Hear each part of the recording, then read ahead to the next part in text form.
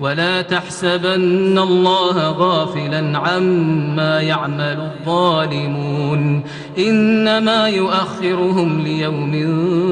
تشخص فيه الأبصار مهطعين مقنعي رؤوسهم لا يرتد إليهم طرفهم وأفئدتهم هواء وأنذر الناس يوم يأتيهم العذاب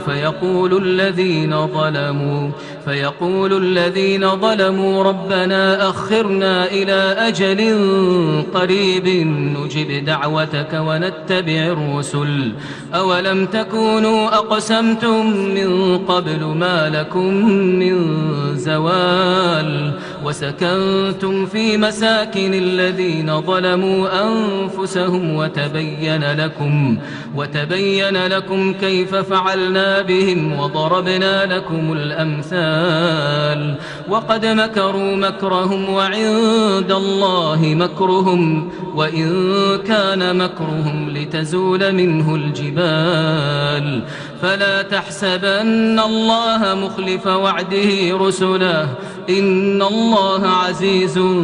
ذو انتقام يوم تبدل الأرض غير الأرض والسماوات وبرزوا لله الواحد القهار وترى المجرمين يومئذ مقرنين في الأصفاد سرابيلهم من قطران